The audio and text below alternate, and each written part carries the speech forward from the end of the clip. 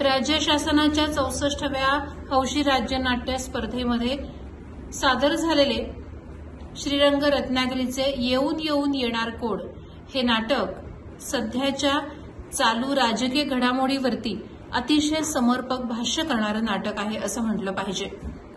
समाजकारणाशिवाय राजकारणात कोणीही यशस्वी होऊ शकत नाही असं सांगणारं आणि राजकीय वृत्तीवर मार्मिक भाष्य करणारं हे नाटक रसिक रत्नागिरीकरांनी उचलून धरलं। अर्थातच श्रीरंग रत्नागिरीची सर्वच नाटकं तितकीच दर्जेदार असतात आणि आजपर्यंतची त्यांची ही परंपरा त्यांनी याही स्पर्धेमध्ये कायम ठेवलेली पाहायला मिळाली। एका सोसायटीचं सचिवपद मिळाल्यानंतर थेट नगरसेवक होण्याची स्वप्न पाहणाऱ्या एका सामान्य माणसाची ही कथा या नाटकामधून मांडली गेली आहे। राजकारणासाठी आधी समाजसेवा करणं गरजेचं असतं आणि त्यासाठी स्वतःमध्ये, स्वतःच्या स्वभावामध्ये आणि स्वतःच्या जीवनामध्ये सुद्धा बदल घडवावे लागतात। हाच या नाटकाचा मुख्य संदेश आहे असं म्हटलं पाहिजे। अभिनय, नेपथ्य, प्रकाश योजना आणि त्यासोबतच नाटकात असलेला विनोद या सर्वच बाबतीत हे नाटक सरस ठरलं। ही कथा पुण्यातील बापट कुटुंबाभोवती फिरते। या कुटुंबात बुजुर्ग असलेले माई अण्णा, त्यांचा मुलगा सुधीर, सून माधवी आणि त्यांचा नातू यश यांचा समावेश आहे। नाटकाची सुरुवात सुधीरच्या विजयाने होते। तो सोसायटीच्या निवडणुकीत 24 मतांनी सचिवपदी निवडून येतो। या छोट्याशा विजयानं सुधीर हुरळून जातो आणि त्याला थेट नगरसेवक होण्याची स्वप्न पडतात आणि तो नगरसेवक पदाच्या निवडणुकीला उभा राहण्याचा निर्णय घेतो। अनुभवी असलेले अण्णा अर्थात त्याचे वडील त्याला समजावून सांगण्याचा प्रयत्न करतात, पण तो ऐकत नाही। अण्णा त्याला सांगतात की तू नगरसेवक व्हायची स्वप्न पाहतोयस, पण समाजासाठी तू कोणतं ठोस काम केलंस असा सवाल ते त्याला विचारतात। त्याची पत्नी माधवी, मुलगा यश आणि विस्मरणाचा आजार असलेली त्याची आई म्हणजेच माई हे शेवटी त्याच्या प्रचारात त्याला मदत करतात। मात्र जेव्हा निवडणुकीचा निकाल लागतो त्यामध्ये अपेक्षेप्रमाणे सुधीरचा दारुण पराभव झालेला असतो।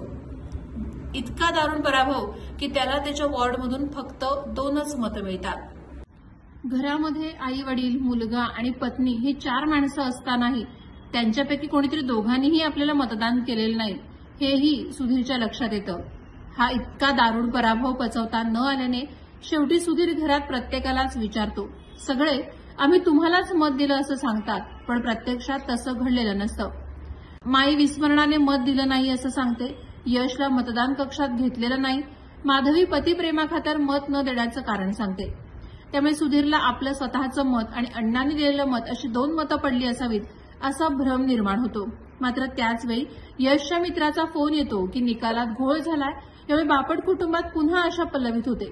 पण लगेचच मित्र सांगतो की तुमच्या वडिलांना दिलेलं माझं मतही फुकट गेलं, त्यामुळे 2 मतं कुणाची हा प्रश्न शेवटपर्यंत अनुत्तरित राहतो। सुधीर स्वतः मतदान करताना डोळ्यासमोर अंधार आल्याचं कबूल करतो, त्यामुळे सुधीरने स्वतःलाही मतदान केलेलं नसतं। त्यामुळे एक मुलाच्या मित्राचं मत आणि दुसरं मत कुणाचं हे शेवटपर्यंत रहस्यच राहतं।